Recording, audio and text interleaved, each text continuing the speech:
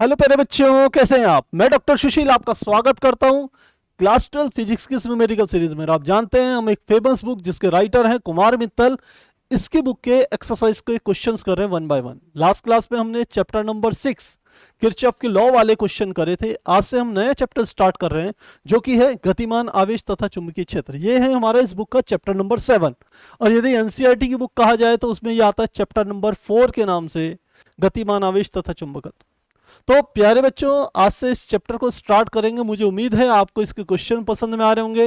मैं पहले ही बता चुका हूं कि आप यदि इससे तैयारी करते हैं तो बोर्ड एग्जाम में ऐसा कोई सिंगल क्वेश्चन भी नहीं आएगा जिसकी आपने प्रैक्टिस इस सेट में ना करी हो या इन सीरीज में ना करी हो। 100% आपको वो क्वेश्चंस मिलेंगे जो बोर्ड में आएंगे, जो यहां पर आपने करे होंगे।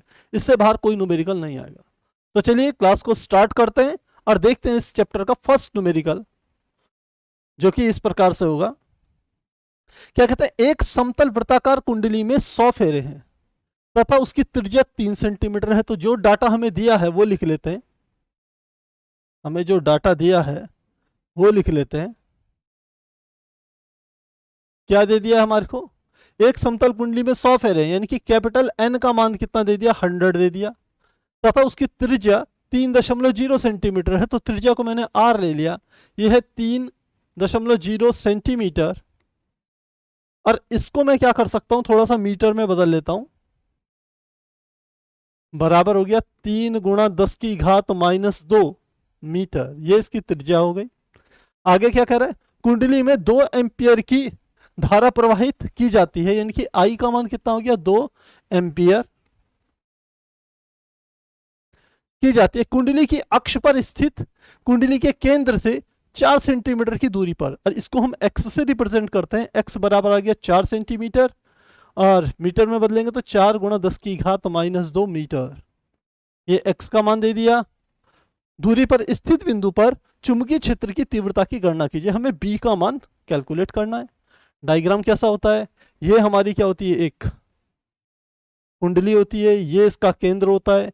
केंद्र से यहां जो एक बिंदु दे दिया इसने P, यहां तक की दूरी कितनी दे दी, ये वाली होती है x। और ये एक धारावाही चालक कह लीजिए वो होता है, गतिमान आवेश मतलब धारावाही चालक होता है। और इसकी जो त्रिज्या दे देते हैं, ये जो इसने त्रिज्या की बात करी है, यहां से लेके यहां तक की जो डिस्टेंस होती है, ये इसकी त्रिज्या होती है r। तो इस धारावाही चालक के कारण ये इसमें धारा प्रवाहित हो रही है। इस P बिंदु पर चुंबकीय क्षेत्र हमें B कैलकुलेट करना है यहां पर। तो सूत्र क्या होता है, हम जानते हैं, हमारे पास सूत्र होता है B इजिकल टू, ये होता है म्यू नॉट अपॉन 4 पाई, म्यू नॉट अपॉन 4 पाई, साथ में आता है 2 पाई एन आई, और साथ में आएगा आर स्क्वायर बटे r square plus x square की घात होती है 3/2। ये हमारे पास क्या आता है, इसका सूत्र आता है। तो इस सारे डाटा आपको दे रखा है, बस आपको वैल्यू पुट करनी है। तो चलिए वैल्यू पुट करते हैं। आप जानते हैं म्यू नॉट अपन 4 पाई का मान 10 की घात -7 होता है। तो लिख लेंगे सबसे पहले 10 की घात -7 गुणा 2 गुणा पाई का मान हो गया 3.14 गुणा एन का मान आपको दे दिया है कितने हैं, 100 फेरे हैं, तो ये आ गया 100। धारा आई का मान आपको दे दिया है, आई का मान है 2 एम्पियर, तो ये आ गया 2 गुणा आर स्क्वायर, आर का मान है 3 गुणा 10 की घात -2, तो इसका कर लेंगे स्क्वायर, 3 गुणा 10 की घात -2 का स्क्वायर बटे आर स्क्वायर। तो आर की वैल्यू कितनी है, आर की वैल्यू है 3 गुणा 10 की घात -2, तो 3 गुणा 10 की घात -2 इसका square plus x square, x का मान है 4 गुणा 10 की घात -2, तो ये लिख लेंगे 4 गुणा 10 की घात -2 का स्क्वायर। अब देखिए इसके बाहर घात है कितनी, 3/2, तो मैं इसको ऐसे लिख सकता हूं, घात इसको 1/2 लिख लूं, और इसके बाहर जो ब्रैकेट बनाया उसकी घात मैंने कितनी कर ली, 3 कर ली, 3 कर ली। तो इस 3 की 1/2 में गुणा करेंगे तो 3/2 ही आएगा। तो ये हमने तरीका आजमाया है। तो चलिए अब इसे सॉल्व कर लें। तो ऊपर की ओर कितना आ जाएगा, देखिए ये हो गया 2 दूनी 4, और 4 के सीधे 3.14 में गुणा कर दें तो 4 चौको 16, 4 एकम 4 और 1 5, और 4 तियां 12, तो 12.56 किस किस की, इस 2 की, एक इसकी और एक इसकी, इन तीनों की गुणा करके हमारा आ गया। आगे क्या बच गया, 10 की घात -7 और 10 की घात ये हो जाएगा 2, तो क्या हो जाएगा 10 की घात -7 प्लस 2, तो 100 भी कर लिया और ये 10 की घात 7 वाला ये डाटा भी कर लिया। अब ये सब चीजें हो गई, ये बच गया, तो इसका वर्ग है तो 3 का स्क्वायर क्या हो जाएगा, 3 3 9 गुणा 10 की घात -2 का स्क्वायर 10 की घात -4 आ गया बटे इसका मान कितना आ जाएगा, 3 3 9 गुणा 10 की घात -4 प्लस ये हो जाएगा 4 चौक 16 गुणा 10 की घात -4। इसका हमने कहा क्या करा हुआ है, इसकी घात ले ली 1/2 और इस पूरे का हमने क्या कर लिया, घात क्यूब कर ली। अब इसे भी सॉल्व कर सकते हैं, 12.56 में 9 की गुणा कर देते हैं तो कितना आ जाएगा, 9 9 6 54 हासिल हो गया 5, 9 पंजे 45 और 5 हो गया 50 का 0 हासिल हो गया 5, 9 दूनी 18 और 5 23 का 3 हासिल हो गया 2, 9 को 9 और 2 11, तो 113 दशमलव, क्योंकि यहाँ 2 के बाद दशमलव है तो यहाँ पर आ जाएगा 113.04 हमारे पास मान आ गया। और घात कितनी आ गई, 10 की घात यहाँ बच गया -5 और ये -4 ये वाला भी जुड़ जाएगा, साथ में आ गया -4 बटे, देखिए दोनों में नीचे 10 की घात -4 है तो ये तो कॉमन हो गया, ये आ गया 9 और ये हो गया 16, यानी कि 25 गुणा 10 की घात -4 कितना आ गया, 25 गुणा 10 की घात -4, इसकी घात है 1/2 और फिर हमने क्या कर लिया, इसका पूरा क्यूब कर लिया। सॉल्व करते हैं आगे, ऊपर तो ऐसे ही आ गया 113.04, हम निकाल रहे हैं बी, ये हो गया 113.04 गुणा 10 की घात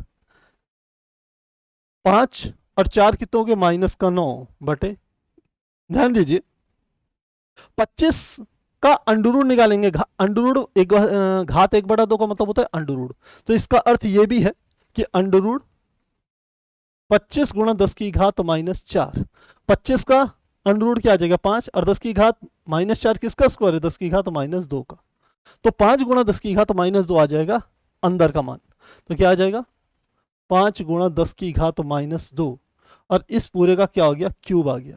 सॉल्व करें, 113.04 गुणा 10 की घात -9, अब इसका क्यूब करें तो 5 की 3 बार गुणा करेंगे, 5 गुणा 5 गुणा 5, तो 5 पंजे 25 पंजा 125 गुणा 10 की घात -2 में 3 की गुणा करेंगे तो 3 दूनी 6 यानी कि -6, 10 की घात -6, बस आपने इसको डिवाइड करके आपका आंसर निकल जाएगा। तो देखिए घात की बात करूं तो 10 की घात -9 ये ऊपर जाके +6 हो जाएगी और 113.04 में 125 का भाग देते हैं तो हम कैलकुलेटर यूज कर रहे हैं जिससे काम हमारा थोड़ा सा जल्दी हो जाए। क्या आ गया 113.04, 113.04 भाग कर रहे हैं इसमें 125 का इक्वल टू कितना आया 0.90432, 0.90432 गुणा 10 की घात कितना आ जाएगा 0.904, 3 ही अंक ले लेते हैं गुणा 10 की घात आ गया -3, इसको बंद कर दिया।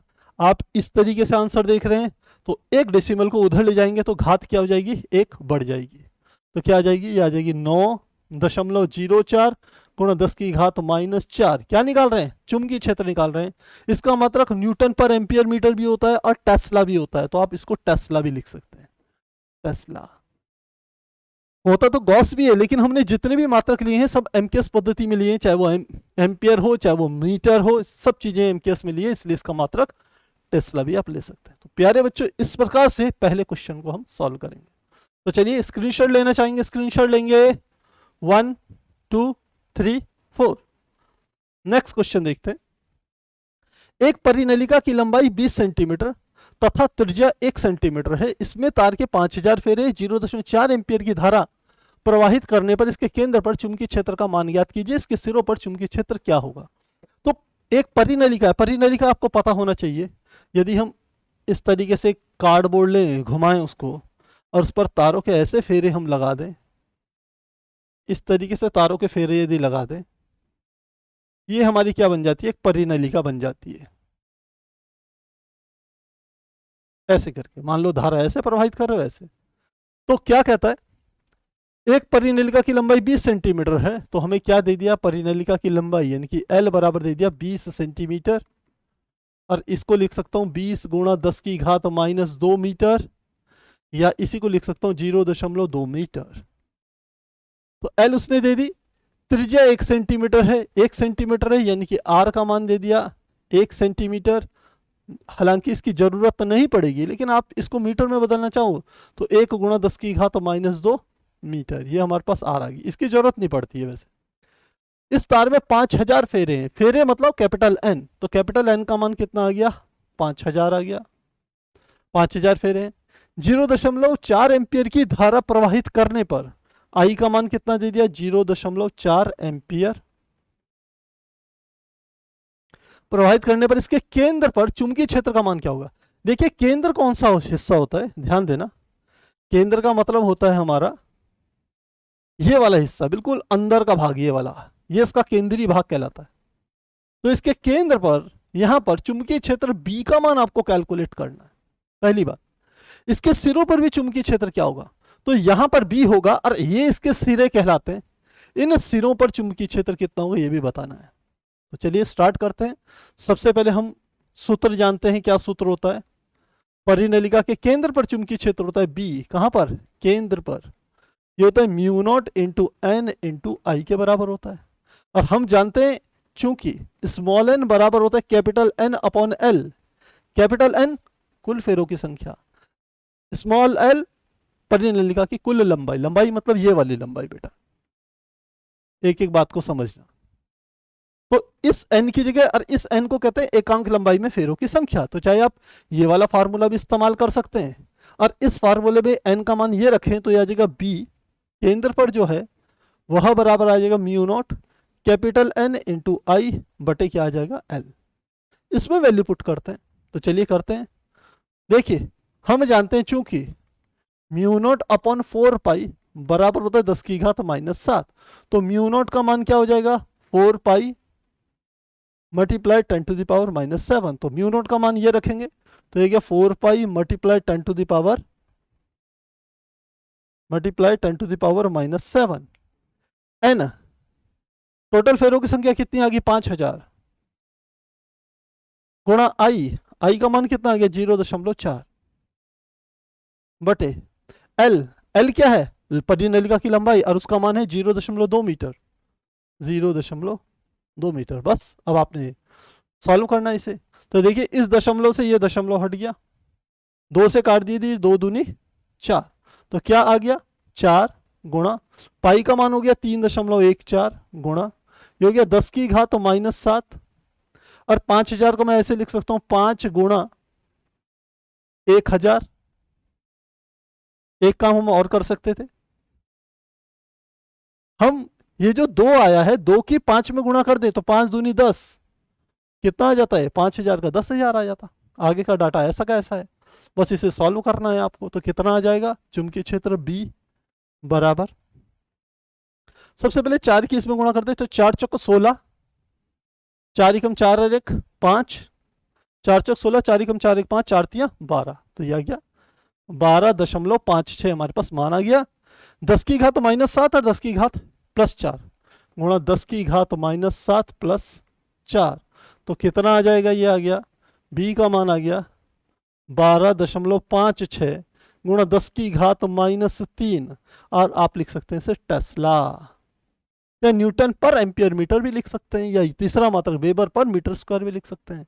तो ये आ गया 12.56 गुणा 10 की घात -3, ये इसका आंसर आ गया।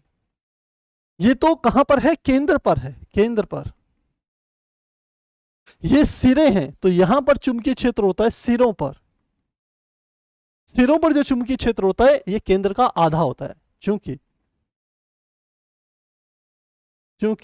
बी सिरों पर जो चुंबकीय क्षेत्र होता है परिनलिका के वो 1/2 होता है, बी केंद्र पर जो चुंबकीय क्षेत्र होता है, या इसे ही आप 1/2 म्यू नॉट एन आई से, या 1/2 mu not capital N upon L into I से भी रिप्रेजेंट कर सकते हैं।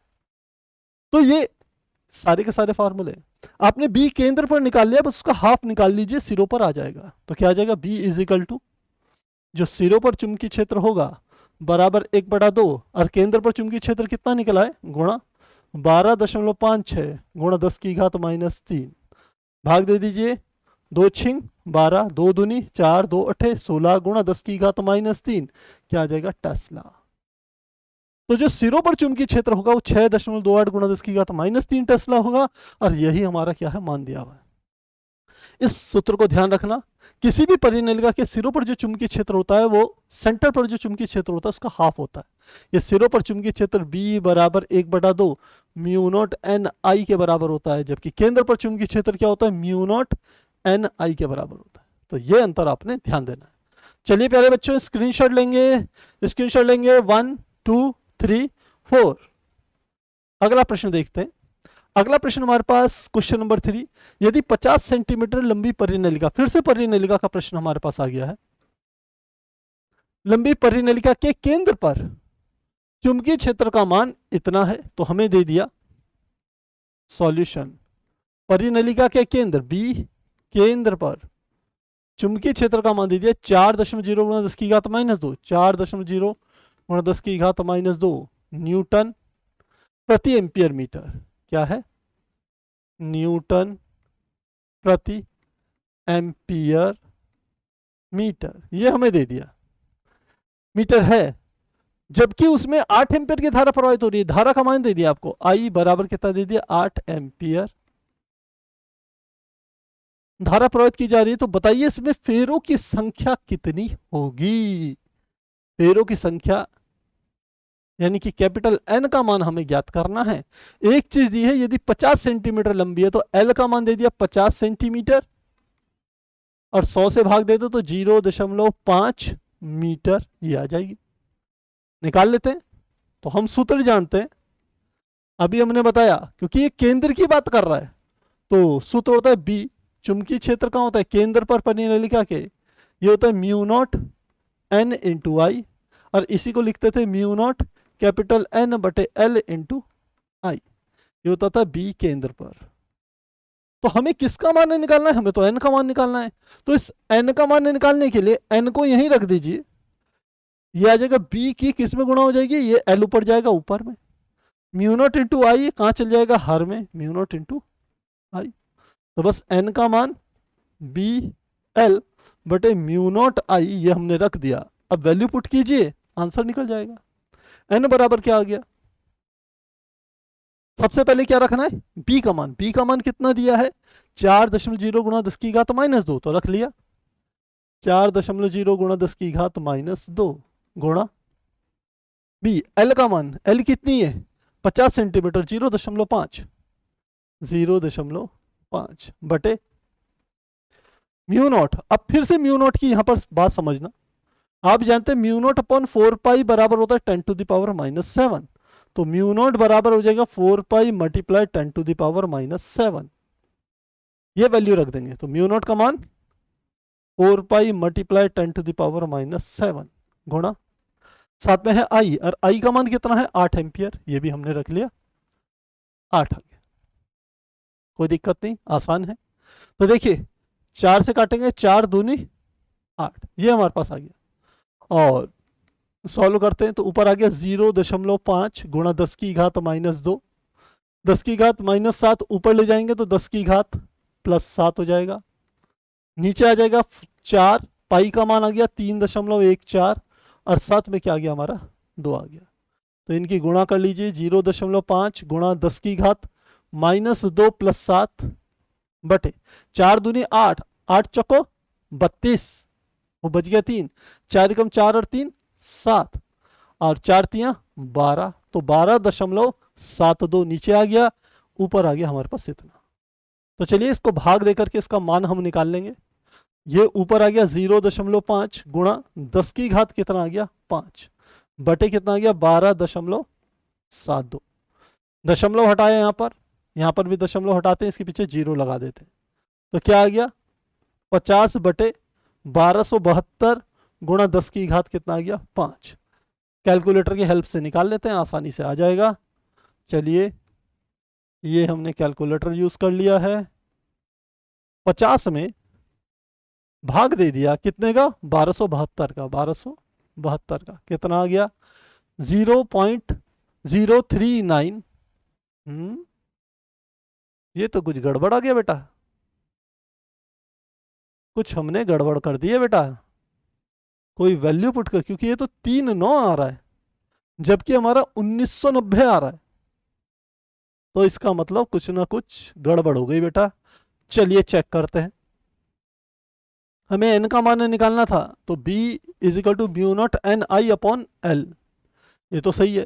एल ऊपर चली गया, म्यू नॉट इंटू आई कहाँ चली गया, नीचे, ये हो गया एन, एन बराबर बी एल बटे म्यू नॉट आई।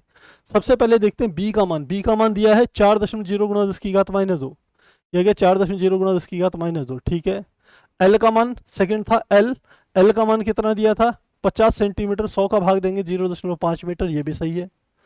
नीचे हमारा म्यू नॉट था, म्यू नॉट का मान क्या आएगा 4 pi multiply 10 to the power minus 7, तो इसको लिख लिया 4 pi multiply 10 to the power minus 7, और साथ में हमारा हो गया आई, आई का मान कितना लिख लिया हमने 8। अब इसकी कैलकुलेशन एक बार मैं चेक कर रहा हूं, आप भी चेक कर लीजिए एक बार।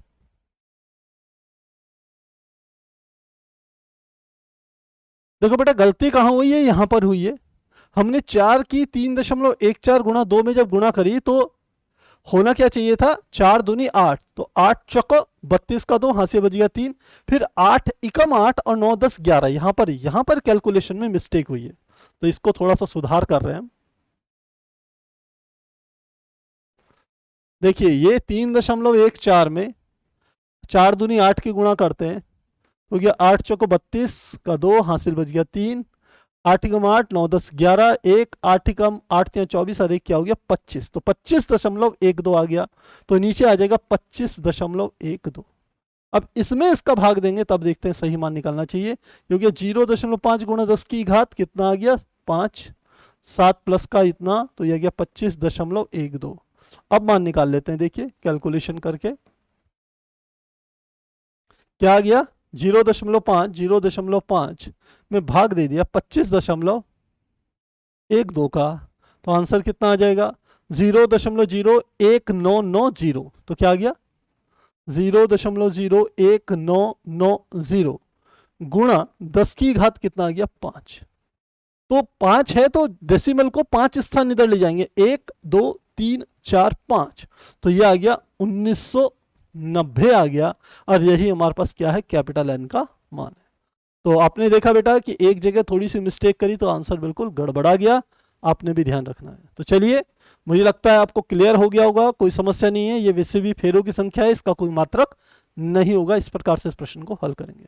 स्क्रीनशॉट लेना चाहेंगे स्क्रीनशॉट लेंगे, 1 2 3 4।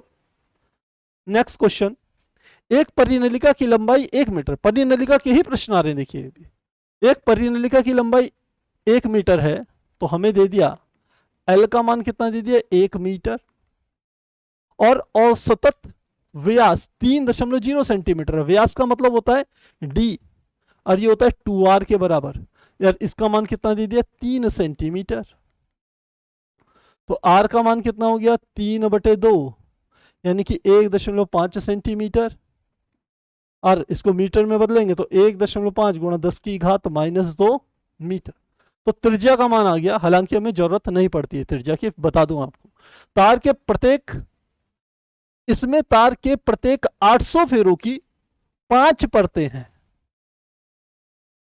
फेरे कितने हैं कैपिटल एन 500, 500, और इसकी कितने परतें हैं 5 परतें हैं, अरे बाप रे, यही है कितना है 800 फेरे हैं, और कितनी परतें हैं 5, तो साथ में लिख दीजिए 5, n गुणा 800 इतना के बराबर आ जाएगा। परिनलिका में प्रवाहित धारा 5 एम्पियर है, यानी कि I का मान आपको कितना दे दिया 5 एम्पियर दे दिया है। परिनलिका के केंद्र पर चुंबकीय क्षेत्र की तीव्रता ज्ञात कीजिए, तो हमें B का मान कहां निकालना है, केंद्र पर निकालना है। क्या होगा सूत्र आप जानते हैं, B केंद्र पर चुंबकीय क्षेत्र का सूत्र होता है म्यू नॉट एन आई, इसी को लिख सकते हैं mu not capital N into I upon क्या आ जाता है L। वैल्यू पुट करें, म्यू नॉट का मान कई बार मैं बता चुका हूं, म्यू नॉट अपॉन 4 पाई बराबर होता है 10 टू द पावर -7, तो म्यू नॉट बराबर आएगा 4 pi multiply 10 to the power -7। Value put करें तो आ गया 4 pi multiply 10 to the power -7, mu not का मान, एन का मान कितना है 5 गुणा 800, 5 गुणा 800 गुणा आई का मान कितना दिया है 5 एम्पियर दिया है, बट 5 बटे एल का मान कितना दिया है, एल का मान 1 मीटर। देखिए त्रिज्या का कहीं इस्तेमाल नहीं हुआ है, क्या हो गया एल का मान आ गया 1 मीटर, तो नीचे आ गया 1। बस इसे सॉल्व कर लेते हैं। तो ये आ गया 5 पंजे 25, 25 चौको 100, तो ये आ गया 100। पाई का मान हो गया 3.14 गुणा 10 की घात -7 गुणा 800, इतना आ गया।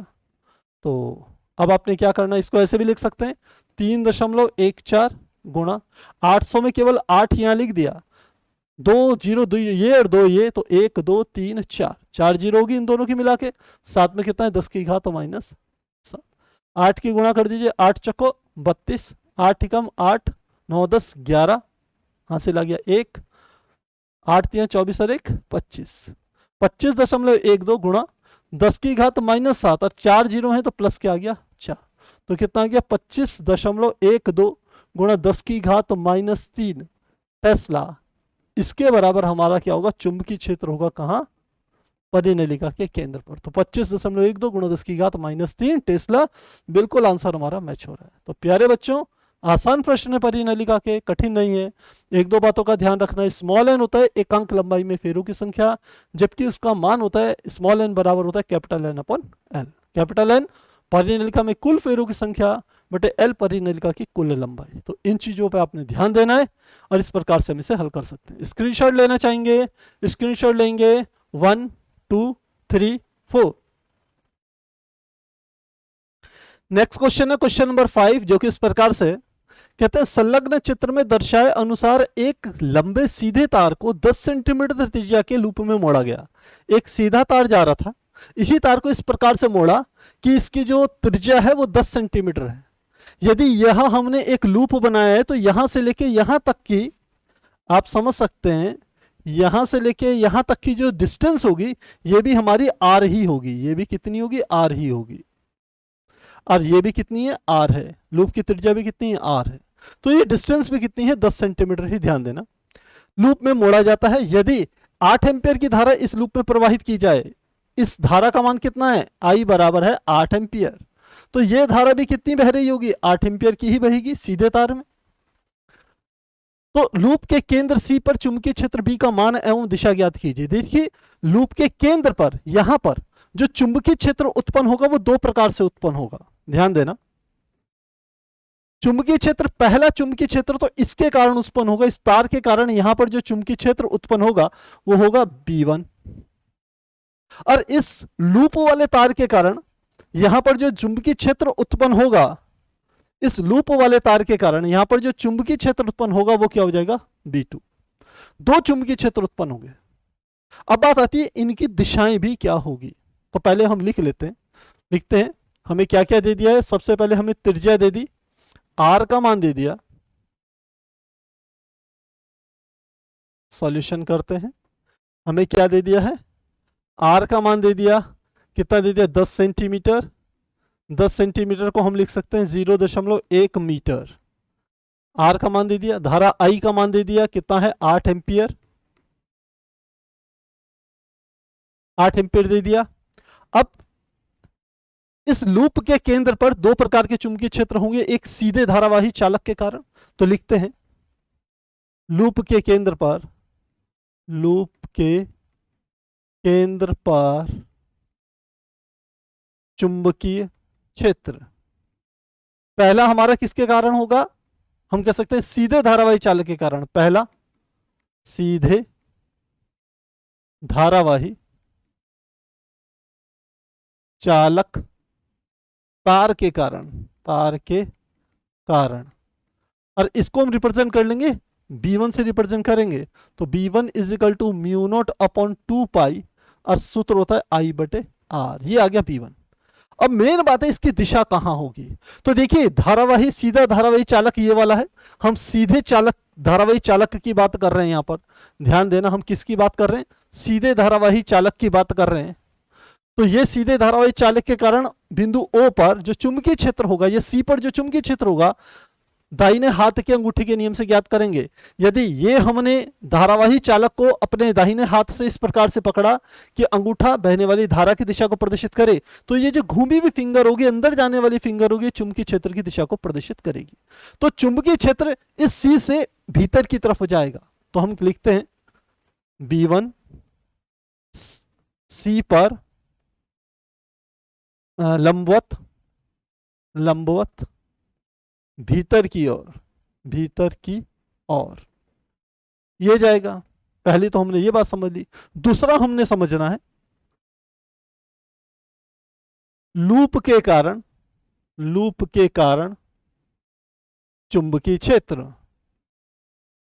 लूप के कारण जो चुंबकीय क्षेत्र होगा वो क्या होगा, उसके लिए सूत्र आप जानते हैं, B is equal to mu naught upon 2 और ये होता है I अपॉन R। दूसरा चुंबकीय क्षेत्र होता है।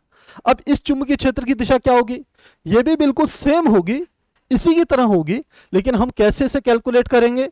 हम यदि धारा की दिशा को अपने अंगूठे से रिप्रेजेंट करें इस प्रकार से, तो यहां पर क्या होगा, चुंबकीय क्षेत्र, ये धारा की दिशा इससे प्रदर्शित करें, इस दिशा में जा रही है, तो राइट हैंड थंब लॉ लगाएंगे, तो ये अंगूठी की दिशा, यहां से चुंबकीय क्षेत्र अंदर जाएगा और यहां से बाहर आएगा, यानी कि इस वाले हिस्से से अंदर जाएगा और इससे सी से क्या होगा, बाहर निकल करके आएगा। ये ध्यान रखना। इसके लिए यहां क्रॉस होगा और यहां से क्या होगा, डॉट होगा, बाहर की ओर आएगा।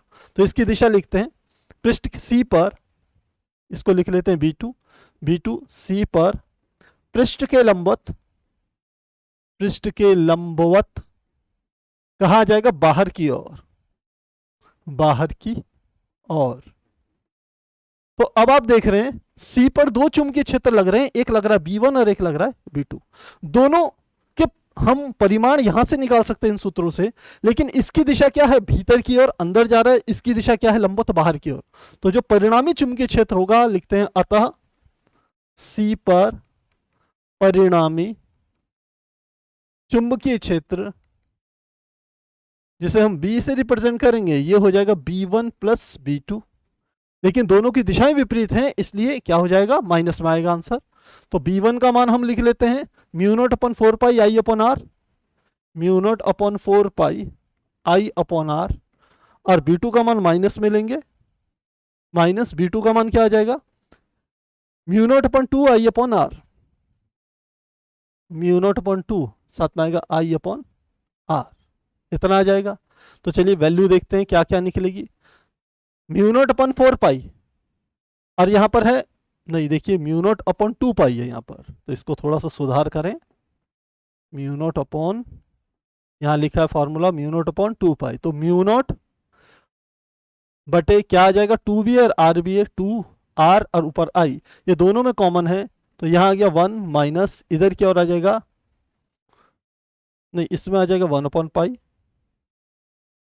ये पूरा आ जाएगा 1 अपॉन पाई, यहां आ गया, ये पूरा बाहर आ गया, तो -1।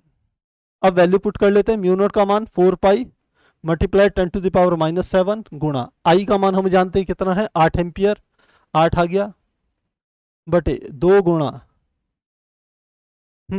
R का मान हम जानते हैं कितना है, 0.1, तो यह आ गया 0.1, अंदर आ गया 1 बटे पाई का मान 3.14, माइनस क्या आ गया, 1 आ गया। तो अब 1 में 3.14 का भाग दीजिए और इसको सॉल्व करते हैं, तो कितना आ जाएगा, पहले आगे को सॉल्व कर लेते हैं। तो 2 से इसको काट देते हैं, 2 चौको 8, दशमलव हटाएंगे तो ऊपर मल्टीप्लाई किसकी कर देंगे, 10 की गुणा कर देंगे, तो क्या आ जाएगा ऊपर की ओर, 4 चौको 16 गुणा 3.14 गुणा, ये 10 है, ये 10 की घात -7, तो 10 की घात क्या हो जाएगा, -7 + 1, और अंदर की ओर क्या आ जाएगा, हम कैलकुलेटर थोड़ा सा यूज कर लेते हैं, तो 1 में 3.14 का भाग देते हैं, 1 डिवाइडेड बाय 3.14, दोबारा से करते हैं, 1 में हमने भाग देना है 3.14 का, इक्वल टू कितना आ जाएगा, 0.318 आएगा, तो क्या आ जाएगा 0.3184 माइनस क्या आ जाएगा, 1 के बराबर आ जाएगा, इतना आ गया। अब हमें इसे और कैलकुलेट करना है। अब अगले स्टेप में आपने क्या करना है, 1 में से इसे घटाएंगे तो माइनस में वैल्यू आएगी, तो कर देते हैं -1 कर देते हैं, -1, तो कितना आ जाएगा, इक्वल टू माइनस 6815 आएगा। तो क्या आ जाएगा, ब्रैकेट में आ गया -6815, 0 दशमलव के साथ आएगा। 0 माइनस में 0 दशमलव माइनस 0 दशमलव कितना आ जाएगा, 6815, 6815 ये आ गया। इसको कितना सॉल्व करते हैं, 16 की 3.14 में गुणा करते हैं, तो ये आ जाएगा 16 गुणा 3.14 इक्वल टू 50.24, 50.24 गुणा 10 की घात -6 गुणा इतना। अब 50.24 में हम इतने की गुणा और कर देते हैं, तो ये आ जाएगा गुणा 0.6815, 0.6815 कितना आ गया, 34.23, यह आ गया 34.23 गुणा 10 की घात -6, ये हमारा मान आ गया। तो देखिए वही 3.4, अब हम इसे सॉल्व करके आसानी से निकाल सकते हैं। देखिए ध्यान रखना ये मान माइनस में आ रहा है, ये मान किस में आ रहा है, माइनस में आ रहा है। तो इसको सही तरीके से लिखें तो -3.423 गुणा, डेसिमल इधर लाए तो घात एक घट जाएगी, 10 की घात -5, और क्या निकाल रहे हैं हम, चुंबकीय क्षेत्र B निकाल रहे हैं, तो क्या हो जाएगा, टेस्ला हो जाएगा। क्या आ जाएगा, टेस्ला। अब बात आती है आखिर इसकी दिशा क्या होगी, इसकी दिशा को आपको और बताना है। तो दिशा कौन सी है, आप देख रहे होंगे इसका मतलब B1 का मान छोटा है, B2 का मान बड़ा है, क्योंकि B2 का मान माइनस में था और B2 की दिशा क्या थी, B2 की दिशा लंबवत बाहर की तरफ थी। तो यहां पर लिखेंगे दिशा C पर लंबवत बाहर की ओर, बाहर की ओर। तो इस प्रकार से हम क्या करेंगे, इस प्रश्न को हल करेंगे। तो हमने दोनों चीजें निकाल दी, 3.4 गुणा 10 की घात -5 टेस्ला हमारे पास चुंबकीय क्षेत्र का मान आ गया, और साथ ही हमारे पास दिशा आ गई कि कागज के तल के लंबवत ऊपर की ओर होगी, क्योंकि ये नेगेटिव में मान हमारा आया था, इसलिए हमें पता चल गया इसकी दिशा क्या होगी, बाहर की ओर होगी। अब आपको इसको नेगेटिव लेने की जरूरत नहीं, क्योंकि माइनस का निशान केवल ये बताएगा कि कौन सी दिशा होगी। तो मुझे लगता है आसान हो गया, आपको क्लियर हो गया होगा। तो चलिए स्क्रीनशॉट लेना चाहेंगे, स्क्रीनशॉट लेंगे 1 2 3 4।